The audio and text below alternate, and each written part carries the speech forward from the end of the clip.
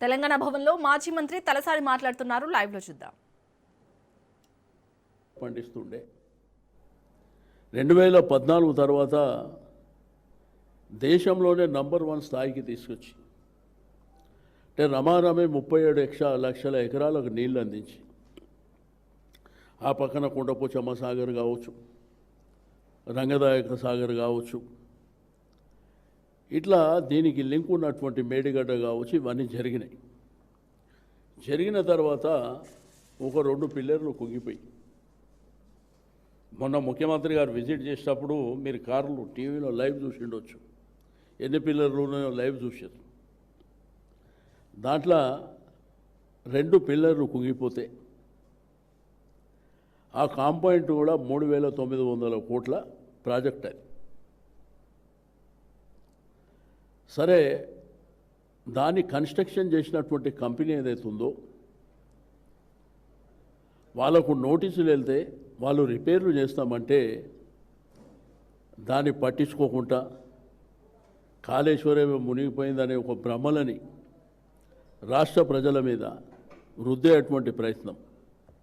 ఇప్పుడు సుంకిశాల రిటైనింగ్ వాళ్ళు కూలిపోయింది, అదేవిధంగా పెద్దవాగు కొట్టుకుపోయింది, ఒట్టెం పంపు మునిగిపోయింది, ఎస్ఎల్బిసి మీకు అందరికీ తెలుసు. ఇప్పటివరకు ఆ 8 మంది సచిన్రా బతికినరా కూడా తెలియదు. మరి దీనికేం ఊరిపెట్టాలన్నా మేములేను. రెండవది, కాళేశ్వరం ప్రాజెక్టు ఘోష్ కమిషన్ వేసినప్పుడు ఆ ఘోష్ కమిషను సరే వ్యవస్థలో ఉన్నటువంటి దానికి సంబంధించినటువంటి అధికారులను కానివ్వండి, ఇంజనీర్లను కానివ్వండి, అందరినీ కూడా పిలిచింది. కేసీఆర్ గారు, హరీష్ రావు గారు కూడా వాళ్ళు విట్నెస్ కింద పిలిచారు.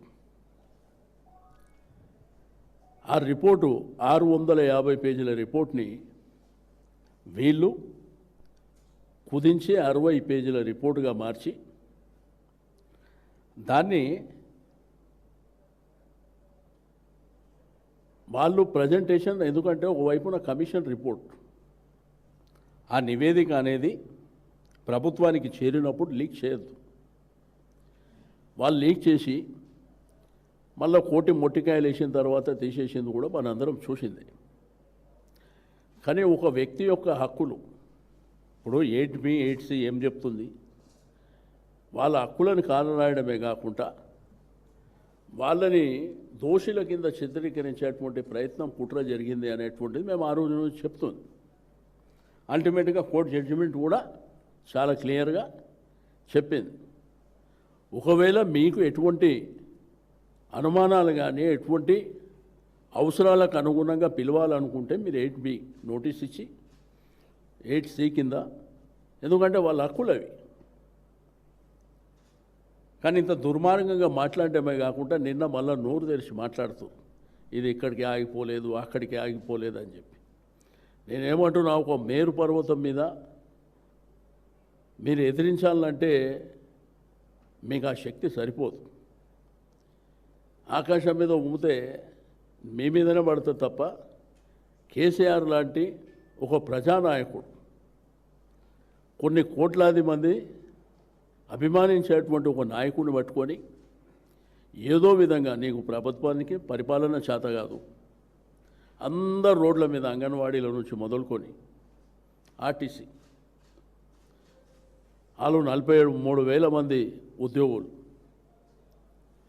వాళ్ళు రిటైర్ అయిన తర్వాత కొంతమంది చనిపోయిన తర్వాత ఇప్పుడు 37,000 మంది ఉన్నారు.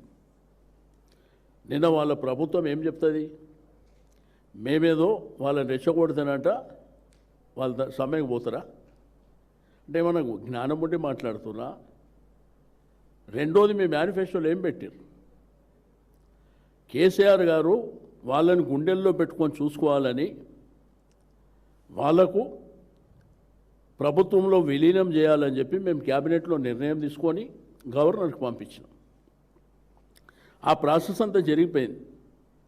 అంతలో మా ప్రభుత్వం పోయింది, గవర్నర్ గారు క్లియర్ చేసి పంపించారు. అపాయింటెడ్ డే అనౌన్స్ చేయాలి. అది చేయకుండా కాలయాపన చేస్తూ మీరు ప్రైవేటు వాళ్ళని ఎంకరేజ్ చేస్తూ ఇప్పుడు ఎలక్ట్రికల్ వెహికల్ పెట్టారు. 4 ఆర్టీసీకి సంబంధించినటువంటి ఆస్తులు 4 డిపోలని వాళ్ళకు దారాదత్తం చేశారు. అంటే ఆర్టీసీ అనేది పేద ప్రజలు, మధ్యతరగతి కుటుంబాలు, రైతులకు అసలు భారతదేశంలో ఆర్టీసీకి చాలా పేరు ప్రఖ్యాతలు ఉన్నాయి. సేఫ్టీ మెజర్స్లో కానీ, సెక్యూరిటీ మెజర్స్లో కానీ సేఫ్గా మనం ట్రావెల్ చేయొచ్చు అని చెప్పి. అంటే ఎలక్ట్రికల్ వెహికల్ను ఆర్టీసీ ఉద్యోగులకు నడిపేయడం చేత కదా? కండక్టర్గా పనికిరాదా? అంటే వేరే రాష్ట్రాల నుంచి మీరు తెచ్చుకొని మీరు ఎలక్ట్రికల్ వెహికల్ నడిపిస్తారా? ఎలక్ట్రికల్ వెహికల్ని మీరు ప్రైవేట్ వాళ్ళు అంటే వేరే రాష్ట్రాల నుంచి తెచ్చుకొని, అంటే తెలంగాణ రాష్ట్రాన్ని సాధించింది దీనికేనా? కాబట్టి నిన్న వికారాబాద్ జిల్లా, ఇది స్వయంగా ముఖ్యమంత్రి గారి జిల్లా, అక్కడ వికారాబాద్ జిల్లా స్టేషన్ హౌస్ ఆఫీసర్ అంటే సిఐ, తాండూరు పట్టణ పరిధిలో గల టెంట్ హౌస్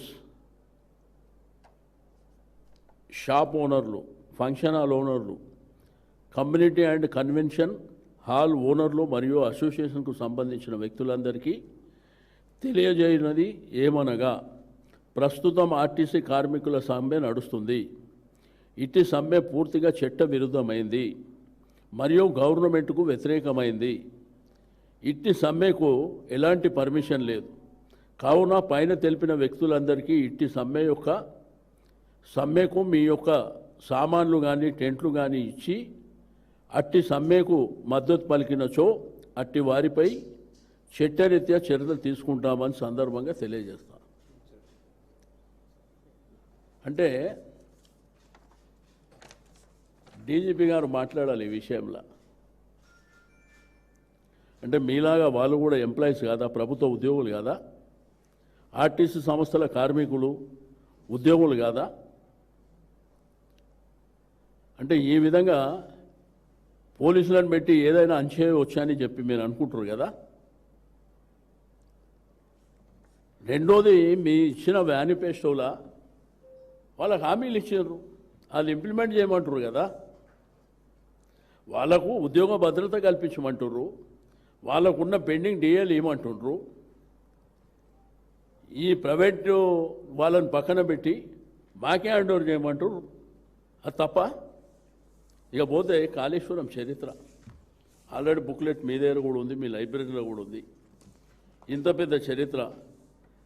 కాళేశ్వరం ప్రాజెక్ట్ అంటే రాహుల్ గాంధీ గారు ఎలక్షన్ల ముందు, తర్వాత రేవంత్ రెడ్డి గారు వాళ్ళ ప్రభుత్వం వచ్చిన తర్వాత 2 పిల్లర్లు కుంగిపోతే, అంటే 3 బ్యారేజీలు, 15 రిజర్వాయర్లు, 21 పంప్ హౌసులు, 203 కిలోమీటర్ల సొరంగాలు, 1531 కిలోమీటర్ల గ్రావిటీ కెనాల్స్, 98 కిలోమీటర్ల ప్రెజర్ మెయిన్స్, 141 టీఎంసీల స్టోరేజ్ కెపాసిటీ, 530 మీటర్ల ఎత్తుకు లిఫ్ట్ చేస్తుంది, 240 టీఎంసీల వినియోగం.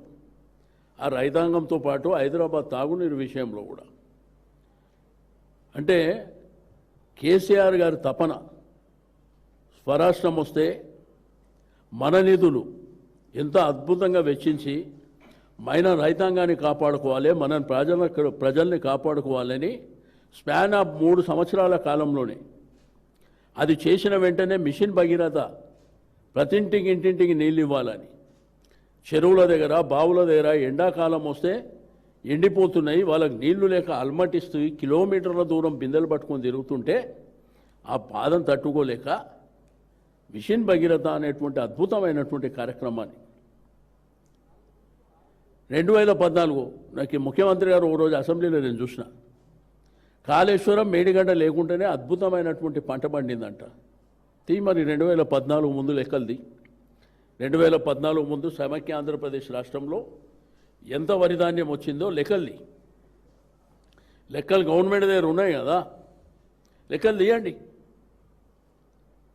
ఆ రోజు కేంద్రమే అబ్బురపడే విధంగా కేంద్ర మంత్రులు ఏడికెంద తెస్తున్నారు మీదంతా, ఈ వడ్లన్నీ ఎక్కడికైనా వస్తున్నాయి, ఇంత పంట ఎట్లా వస్తుంది అని చెప్పి ఆశ్చర్యపోతే, ఆ రోజు కేసీఆర్ గారు ఏం చెప్పారు, నీకు హెలికాప్టర్ ఇస్తాం, నువ్వే తిరిగి చూడమని చెప్పి.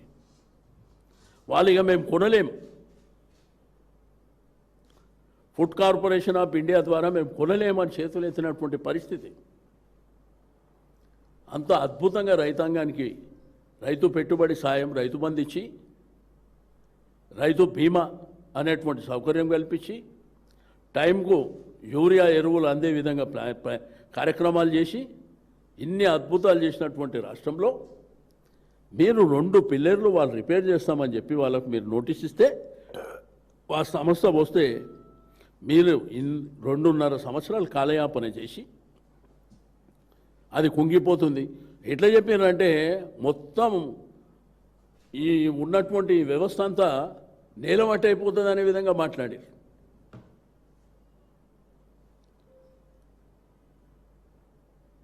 ఇప్పుడు నేషనల్ డ్యామ్ సేఫ్టీ అథారిటీ కూడా శ్రీశైలం ఎస్ఎల్బిసి దగ్గరికి మాత్రం పోరు. ఇక్కడ ఆగమేఘాల మీద వచ్చే ఎలక్షన్లు ఉన్నాయని చెప్పి బద్నాం చేద్దామన్నటువంటి ప్రయత్నంలో భాగంగా ఈరోజు ఏమైంది, బండారం బట్టబయలైంది. నిన్న హైకోర్టు జడ్జిమెంట్లో ఒక మాట చెప్పారు, కమిషన్ రైటే అని. మరి కమిషన్ రైట్ అనేది ప్రభుత్వం వేసినప్పుడు రైటే ఉంటుంది కదా, కమిషన్ వేసే అధికారం ప్రభుత్వానికి ఉంటుంది. దాన్ని పట్టుకొని ఇది రైట్ అన్నది కదా, ఇది రైట్ అన్నది కదా నిన్న మాట్లాడుతున్నారు. ఇప్పటికైనా ప్రభుత్వము పరిపాలన మీద మీ ధ్యాస పెట్టండి. అంగన్వాడీ, ఆటో వాళ్ళు, అదేవిధంగా సెక్రటరీ ఎంప్లాయీస్ కూడా నోటీస్ ఇచ్చారు ఆల్రెడీ. ఇంతమంది రోడ్ల మీదకి వచ్చి రుణమాఫీ అందలేదని చెప్పి, సగం 50% కూడా అందలేదని ఒకవైపున, 500 బోనస్ అందలేదని చెప్పి రెండో వైపున, కరెంటు నీళ్లు ప్రాపర్గా వస్తలేవు అని చెప్పి ఇబ్బందులు పడుతుండి బోర్లు వేసుకొని ఆ బోర్లు కూడా ఫెయిల్ అయిపోయేటువంటి పరిస్థితి ఉంటే ఇంత పెద్ద పరిపాలన గాడికి వదిలేసి ఊగే ఢిల్లీ చుట్టూ చక్కర్లు కొట్టుకుంటూ, కేరళ చుట్టూ చక్కర్లు కొట్టుకుంటూ మాట్లాడితే,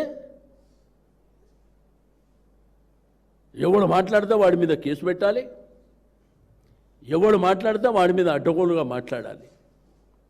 నిన్న ప్రభుత్వం ఏం చెప్తుంది, ఆర్టీసీ కార్మికుల కంటే మేము ఫోన్ చేసి మీరు సమ్మెకు పోండి అని చెప్తే పోతారంట. పోతారా? అంటే అంత అమాయకంగా ఎవరైనా ఏమైనా అనుకుంటారో అనేటువంటి ఆలోచన కూడా లేకుండా, ఇప్పుడు వాళ్ళ కడుపు నొప్పి ఉంది, వాళ్ళ బాధ ఉన్నది, మీరే ఆశ పెట్టిండ్రు.